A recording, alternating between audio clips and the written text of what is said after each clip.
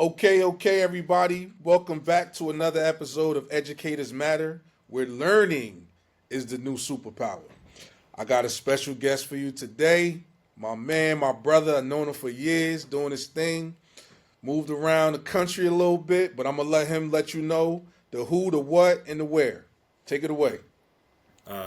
Peace, Newsom. I appreciate you for reaching out to me and bringing me on today to just catch up and to chat about everything as it relates to the continual work. I'm Ray James, and I'm most importantly, I'm a father and I'm a husband. I'm a husband going on 11 years, a father to two beautiful little brown skinned black girls, and also I have the unique and distinct pleasure of serving as head of school at the Boyce L. Ansley School, a pretty unique independent school here in Atlanta. And yeah, that's where I'm at. I'm in Atlanta, Georgia, so I'm in the place some people call Wakanda. Uh, Facts. Shout out to the girl dads. All right, so just a little bit of what you do, but like, why is education important to Ray James? Oh man, education is everything. Let me just start there. Education is everything. I think there's no aspect of life, whether it is you're working with a newborn, you're working with a school age kid, you're working with somebody fresh out of college, you're working with a seasoned professional, you're working with an elder person. Everybody in every facet of life is continually learning, continually polishing, changing their perspective, changing their mind. So I think that from a learning standpoint and from a knowledge acquisition standpoint, education is everywhere. So you can't not be an educator, in my opinion. But in terms of like why I chose this career path, it really started, I'll say, in undergrad. I took a sociology of poverty class, and it went through a lot of historical things. It talked about the Great Depression. It talked about racial economic depression in the South and in different parts of the country. And at the root of it, always tied back to education. It tied back to poverty was directly linked to a lack of education or miseducation. And so I got into work just trying to make sure that I can educate as many souls as possible, big and little, and ultimately help to really fight poverty. True indeed. What do you love about the work? I love the fact that every day is different. Every day is an adventure. I can honestly say, as routine as a school is, and as much as you kind of know the cadence of a school year, just with the day-to-day interactions with literal kids that are growing up and changing, and with also with adults who are growing and changing too. It's never ending, and I also love the fact that you get to build relationships with real humans in real ways that impact life far beyond what any of us can imagine. Just yesterday, I was in a Kroger, and I had a young lady look at me. We locked eyes from across the store. I was checking out, and right as I was about to walk out, she came over to me and she said, "Excuse me, did you used to teach at Scott Elementary?" And I'm like, "Yeah, back in the day." And she was like, "Your name, Mr. James?" And I was like, "Yeah." And then she was like, "I'm Miracle." And when she said it, it clicked because I was looking at her eyes, and eyes don't change. And she got to rattling off just things that I had said and done with her and her family 10 plus years ago. And I'm like, man, like this is why this work is so fulfilling, because you may not see it today, you may not see it tomorrow, but I'm truly, I love tilling. I'm looking at my yard right now. I love tilling the land, and that's what I feel like being an educator is. It's like you're not gonna see the results tomorrow, but if you Right. keep putting in the consistent work, you keep showing up every single day, eventually you'll realize you got something beautiful on your hands. True indeed. True indeed. I love that. Um, what would you say is one of the biggest pain points for you when it comes to education?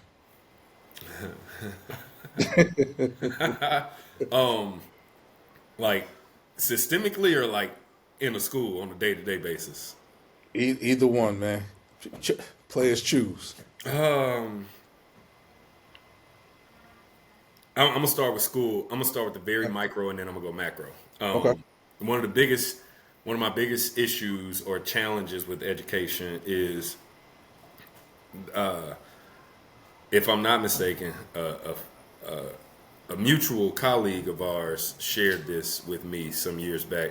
The biggest difference between adults is that adults think there's a difference.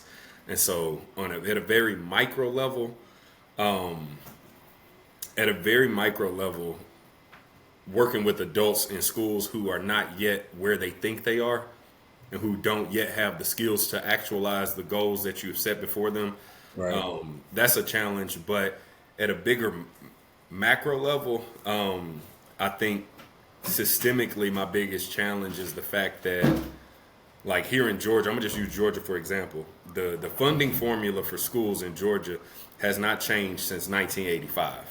Wow. You're talking about a 40-year-old system of how you fund schools. And when you think about the last, just let's not even say 40 years, let's just say half of that. The last Right. 20 years since 2005, how much of the world has changed. And the Right. fact that education, unlike almost every other field in the world, medical, industrial, agricultural, you name it. There's so many financial. There's so many fields that if you look at what it looked like, the routines of it, the habits of it, and the even who it looked like in Right. 1985, what it looks like now in those fields is totally different. It's far more diverse, far more advanced, far more technologically, entwined. And when you look at schools and you think about 1985, for the most part, the stats were where they are now. From an achievement standpoint, from a funding standpoint, from a hiring standpoint, in terms of like percentage of diversity in the field, and my the real challenge of mine, and this is a very professional challenge, is like I've said it for a long time, but I don't think things will be able to be fully right until we like start over. And I hate to say that. I know that sounds extreme, but I don't see how we can right the wrong while the wrong is actively in motion. For sure. For sure. Keep that thought. We're gonna double back to that. All right. What What are your thoughts on IEPs, individual education plans? I think every kid should have an IEP. I think every kid should have an IEP. I think every adult should have an IEP, an individualized learning plan for how they learn. And I also know the real reality, and it's funny because I'm gonna actually be speaking next week at the International Dyslexia Association conference, and I'm gonna be talking about my own household. So you Right. know my big girl recently got diagnosed with dyslexia. So, and POW unlocks a new world of IEPs, a new world of modifications and accommodations that must be made. And from an ADA standpoint, those things can literally be with her and follow her into career. Right. However, when I think about IEPs and the way that they're looked at from a colloquial and cultural standpoint, a lot of black folks see an IEP as like a negative thing, and they often don't want the label of special education on their child for whatever stigma, that they're afraid of. But I've in more recent time, I found out that like, oh, this is the cheat code. It's like people with access and privilege will sometimes find through educational psychology, through whatever, they'll find deficits that children may have simply because if you get a psycho ed evaluation, it's going to give you what you're looking for more than likely, whether or not it's like, cool, you got this disorder, this malfunction, but you can still function in a regular class. I think IEPs, it's a double-edged sword. And I say that because there's so many kids who need IEPs, and because of the systems that they're in, they will never be afforded an IEP and will ultimately just be looked at as a problem and as somebody that can't learn. And then I also see the other side of it where there are people literally taking advantage of this for the sake of making sure that their child can have access to extra time, have access to walk away from a test, have access to be rated differently and tested differently, and ultimately be more individualized. And so it's a double-edged sword, man. True indeed. What's your thoughts on retention? Whew. Let me start by saying this. Something that I've learned over time, and I can't even say this was fully my thoughts when we worked together, but over time, I've learned that I feel like kids should advance upon mastery and not time.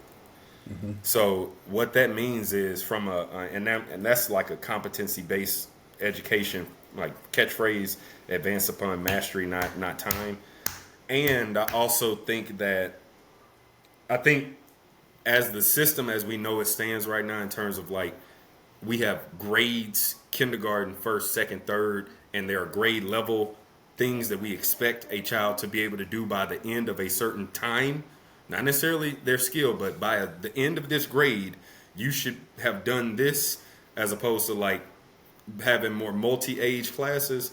I think if we had schools where multi-age classes were a norm for the community and for the kids, then retention isn't even a thing. It's just like, cool, you're going to advance upon the time that it's going to take you to advance. However, I also think because I have to be realistic about where I am, I think that retention, for the most part, if you do it early and you're in an academic setting that can actually remediate, then it can help out a kid.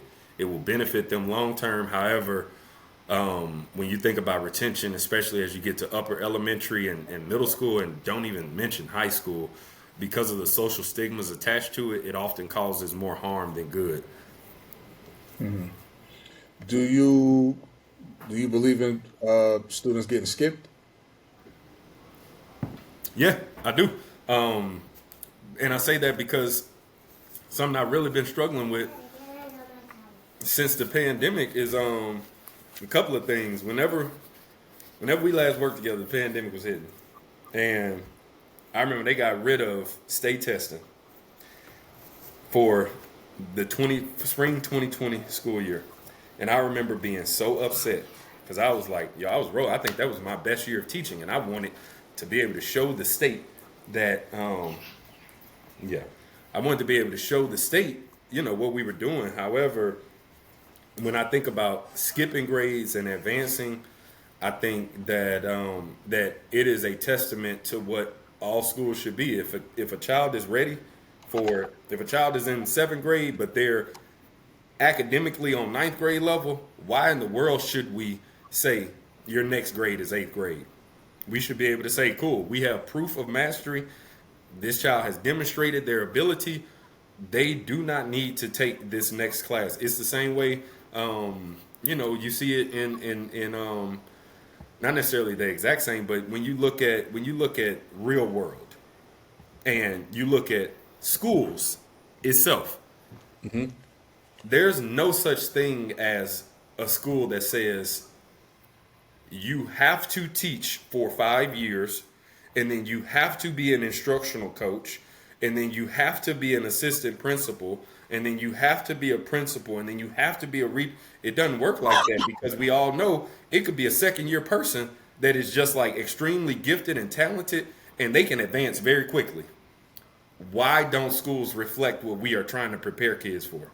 When you think about, forget schools, you think about just Fortune 500 companies and more jobs that are not education adjacent, is definitely reflective of what schools should be doing, which is why I said like our schools are, stuck in the 80s or the 70s or something like that. Because everybody know we elected in 2008, we elected Barack Obama, this young senator from Chicago that not many people knew, and arguably he was the greatest president. Some people say of all time, some people say since Lincoln, some people say his impact is like top 3 presidents of all time, and he didn't checklist every single grade that he should have hit. He got skipped. Yeah. So sounds like your mastery thoughts apply whether it be retention or be advancing. Yep. You mentioned testing. What's your thoughts on standardized testing? It's a racist, archaic system that I think is meant to hold people back and is doing exactly what it's meant to do. I think it's a silly barrier that often pushes people out. I think the same thing on certification. So my same ideas that I have about standardized testing is the same way I look at certifications. I think it is a snapshot in time. It is not indicative of what a person can do or what their true abilities are. And I think that the designers of those tests are part of some that I used to say I'm a research, but at this point in life, I'm like, I ain't got time to research. The educational industrial complex, I think that there are mega corporations that have built billion-dollar industries because they make so much money off of schools to no impact in terms of changing generational outcomes for communities. Yeah. What you were teaching prior to becoming a parent, correct? All right. What changed, if anything, on your perspective of kids, of parents, being a teacher of children prior to being a father yourself?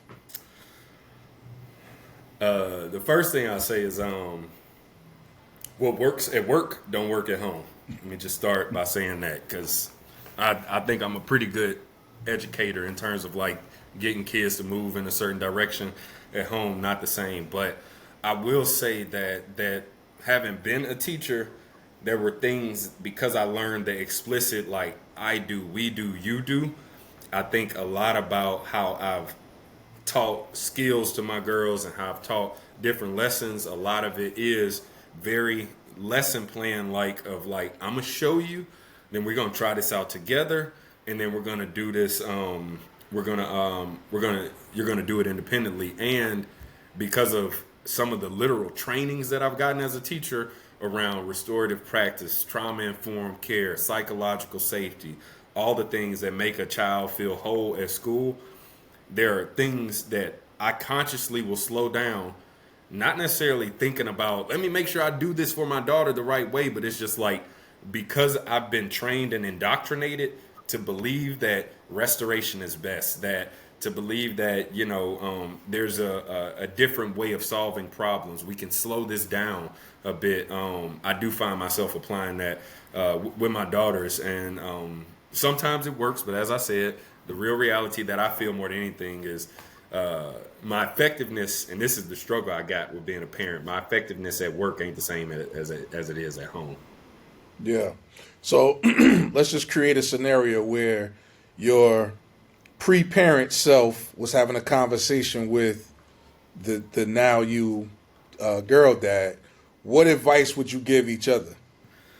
The biggest advice would be, and this is something that I'm saying next week in that talk I tell you I got to give, is I have to drink the Kool-Aid that I've been pouring. And I say that because there are things that I have told parents that they need to do with their kids. There are things that I've told kids that they need to do that I, as a parent of a child, have not done, have not said, have not held my kid accountable to. And so the thing that I would tell myself is like, Ray, if you pouring this Kool-Aid for people and you're telling people and you're seeing the impact of this positive Kool-Aid that you're giving these families, these resources, also make sure you pour that back in at home. Because, make sure you take care of home first and always, but also make sure you practice what you preach. Yeah, people love a good cold glass of Kool-Aid when it's made right. What do you think the responsibility percentage is on children being taught from parents versus teachers?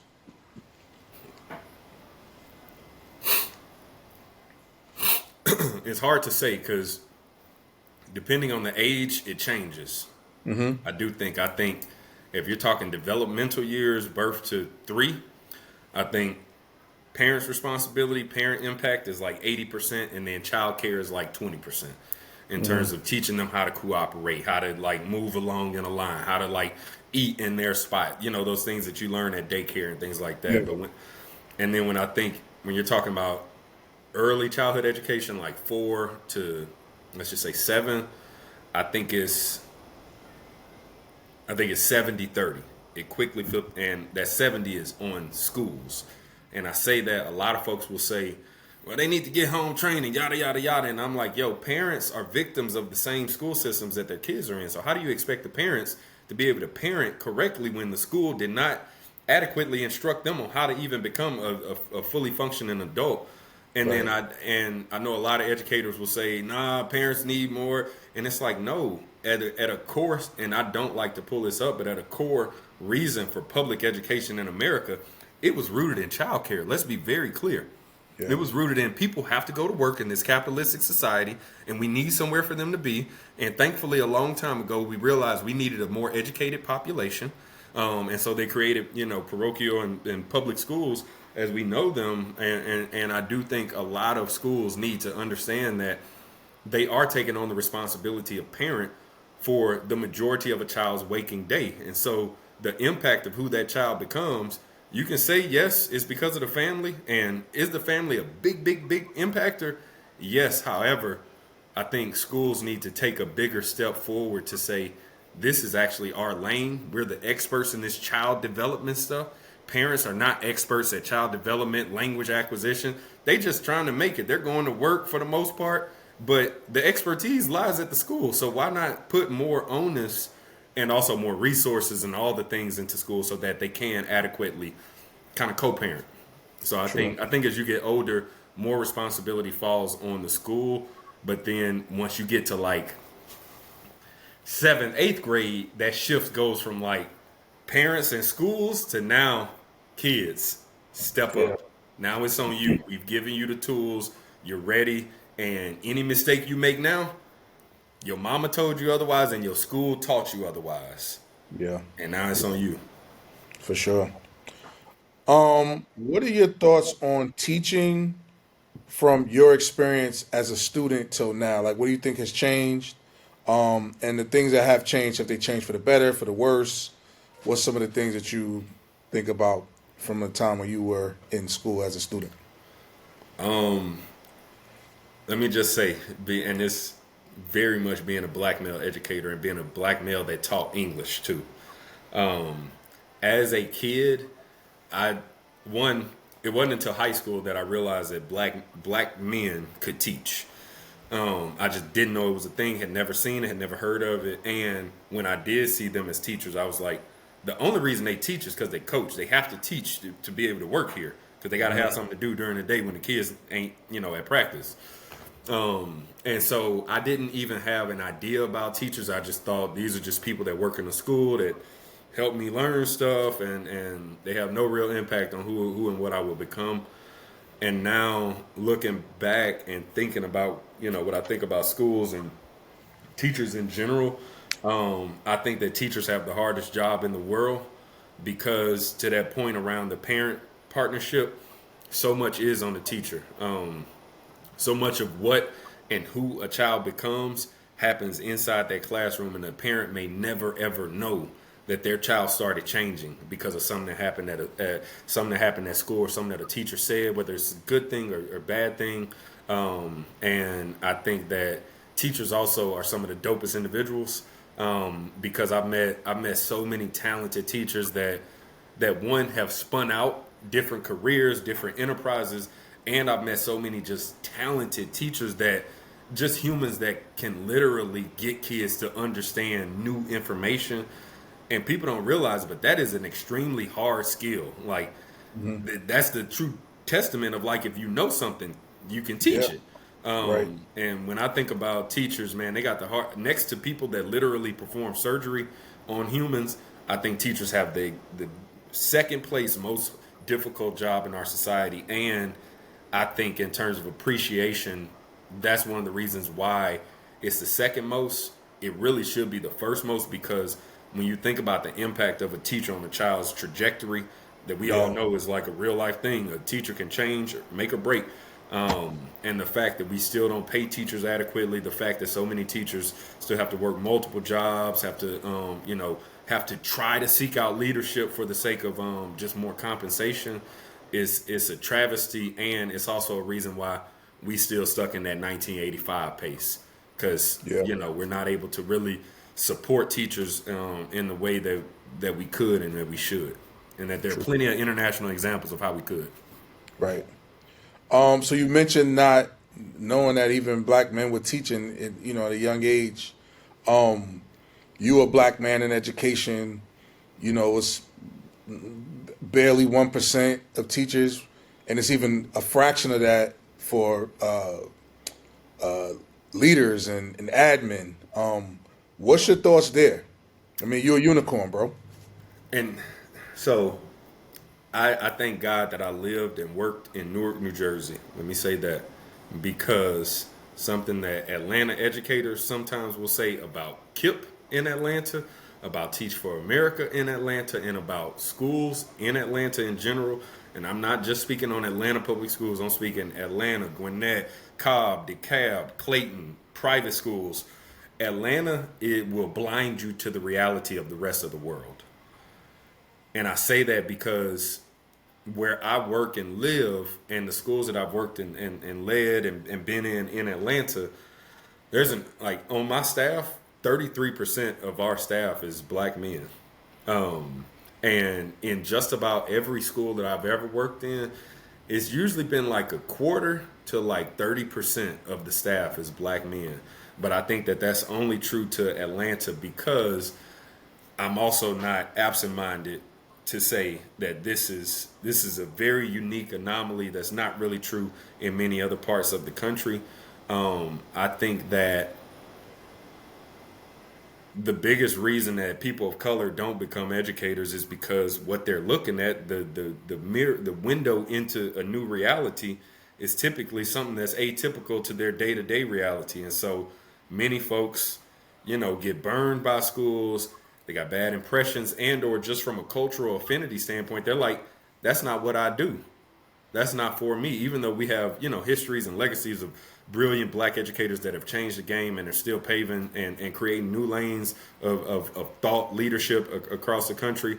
When you think about, like, I tell people a lot, like, working in New Jersey helped me to realize how different Atlanta was, because it made me see that, oh snap, the majority of teachers are actually white women. The majority of school leaders are actually, despite all them white women, that's like in the masses, at the very top is mostly white men that are designing and iterating and being heralded as equity champions and all the things. And it's also to a point where I do wonder if in different parts of the country, if there are white school leaders who have consciously taken advantage of their whiteness in low income, marginalized communities for the sake of gatekeeping and making sure that, it's still kind of like, forget 1985, let's rewind that by like 100 years or so. Right. Yeah. Indeed. Speaking of which, any thoughts on like HBCUs versus PWIs and Let me say this. I'm a proud PWI guy. LSU, you see it. I think we number 10 right now. And also we not a one sports school or just a sports school. But so that being said, I'm also kind of, I have and my master's is actually in college administration. So from a real research standpoint, and this is something I love to say every now and again on social media, but the HBCU folks be coming for me. Black youth and black people at PWIs actually have a higher sense of and higher pride in their racial ethnicity, because one, you are more conscious of it because you see that you are other, and two, you have to find spaces where you can be amongst others. And so from a awareness and a pride standpoint, you find far more black people that are proud of who they are, as it is in school. I think the HBCU pride that you see in a lot of alum is like very loud and very boisterous and very impactful too. But I also think that HBCUs, just like schools for Native populations, for Latino, for women, I think that they still need to exist because historically we have been marginalized. And so those schools are a testament to the legacy that so many, educators paved for us. And if it had not been for HBCUs, like, you and I wouldn't be doing the work that we're doing on a daily basis. So whether or not we went to HBCU or whether or not we're big fans of them, we have to, pay homage to, and we have to also make sure that they exist for generations to come. True indeed. So let's just dream for a minute. If you could create your own school, like no parameters, wave your magic wand, make it happen. Walk me through it. What would it look like? I would quickly, so one, I'm gonna start thinking like, cool, where is it? Is it in the north or is it in the south? Because I think that there's a difference. Once you cross that Mason-Dixon, there's a difference. But one, from I'm gonna start with staffing, and then I'm gonna get to kids. And from a staffing standpoint, all of our teachers, no teacher in our building would feel as if they are undercompensated. They will feel as if they are overcompensated. They would get, I would love to be able to start them out at 6-figure salaries, because I do believe you get what you pay for, and people work harder when you pay them more. I just think that that's a fact based on what I've seen. I think that every single teacher would have an instructional coach, and maybe even two instructional coaches. One that can help with like the management side of things and like the professional, like the professional side of things, but also on the more adaptive side of things and the more kind of pedagogy side, you need somebody that can help you become an actual better teacher, a better content pedagogue. I think that from a facility standpoint, we wouldn't be concerned with any facilities needs. We would have ample indoor and outdoor space. We would have flexible seating in the classroom. The school it would reflect the community it's in, and it would also reflect some of the hopes and dreams of the community. So it wouldn't, if it's in a low income community, it's not going to look like a low income school. It's going to look like a palace, because that's the hopes and the dreams. I also think that that the transportation of the school, because that's another big thing that I think about a lot with schools, given where I work now. I think that transportation would not be a barrier for anybody, whether it be public transportation that the school provides access to, or school-based transportation through buses or whatever. That would not be a barrier for any kid or family wanting to get to school. And for families, schools would feel like places of healing and restoration, because as I mentioned, for the communities where my fight is, where I personally am going to spend my life at, schools have not been safe places. And so the school will be a place where parents can come in and reveal what's going on, to actually get assistance, and not be judged, not be marginalized, and also not be harmed by revealing what's going on, whether it be, hey, I'm experiencing homelessness, hey, like there was some domestic abuse last night, or hey, like I just got an offer from my job because let's say I'm a black person and I do make a lot of money, to go work 2 weeks up in Egypt, and I want to take my child. Can I take my child without them falling behind or being, any type of barrier on the school? And I think for kids, I think that the school would just be overflowing with joy. They wouldn't even realize that they're learning so much. It would be overflowing with just so much joy, so much peace, but also so much intellectual preparation and challenge, that when they leave there, they are able to, no matter the age, they're able to say that they are better people because of the school that they went to and the people that inhabited that school, from the top to the bottom. Wow. That's what's up. What would you call it? Shit. Excuse my French. Man, I don't know, man. I don't know. We're gonna call it. I don't know. We're gonna call it the free school. The free school? Yep. All right. You never know, man. People watching might want to put some money behind that. Hey, tell them to invest. True indeed. So where you see yourself, man? 3 years, 5 years? Ah, man. So we ain't caught up in a minute, but quick little piece about where I'm at currently, to that question, because it's actually a question that is spinning right now. Well, not really spinning, but it's like some things are just becoming clear. So I'm head of school of a very unique school. It's a tuition-free private school for children who are currently experiencing homelessness in Atlanta. And we're completely funded through philanthropy, which means that my job, I am still an educator because I work at a school, but I'm really more so like a nonprofit executive and a fundraiser, to be completely honest. But I do it all. And the thing that I do educate people on is on the reality of homelessness and what it looks like on the kids side of things, on the family side of things, because it's not, the cisgendered male standing on the side of the road who you are afraid of or you think is about to come tap your window or whatever. It is far more intimate and more proximate than you would ever imagine. All that being said, in 3 to 5 years, if you literally ask me up in like May, I think I will have an actual answer, because my school is about to go into a capital campaign to purchase a permanent location for the school. And from what some of my board members have been floating to me is that they're about to try to make me sign a multi-year contract, which is like good for job security, but also from a 3 to 5 year standpoint, it would for sure lock me in. And I've told people that because of the work I'm doing now and because of the lens that I'm getting on like community and school, like for sure, still in a school. I go to a school. I was at a school today. I go to a school every single day. I am there for huddle in the morning, and I'm there for PDs, and I'm there for all the things. And I also do a lot of external stakeholder engagement and a lot of community relations, really.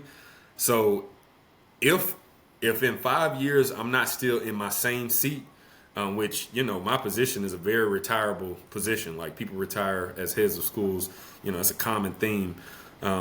If I don't retire from the Ansley School, then I honestly don't know. And the next 2 to 3 years politically are also going to kind of impact that, because when I look at what's happening nationally and what I fear is also going to trickle down and impact kids and generations to come, I have no idea where this country's going to be in the next 3 to 5 years. And it really doesn't make me fearful, but it just makes me cautiously aware that Right. we could be on the edge of a major shift in what we know as day-to-day life, a major shift in what we know as school, a major shift in what we know as access to learning, and even a major shift in what we know as freaking democracy. And not to get political at all, but I think when I think about 3 to 5 years, if you had asked me like 5 years ago, I would have been like, cool, I'll be, leading the school, helping out, whatever. But now I think if I can get on the other side of 2028, I'd be able to give a clearer answer, because I do think about like, cool, do I need to do something more community facing, something, I don't know, elected politics?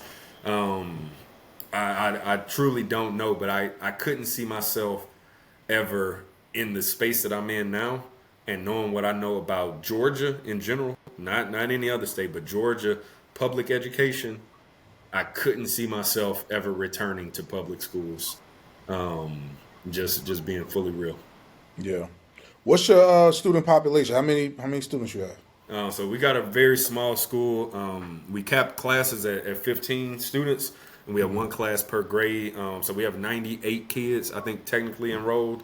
But those 98 kids are 63 families across 24 zip codes and 4 counties out here.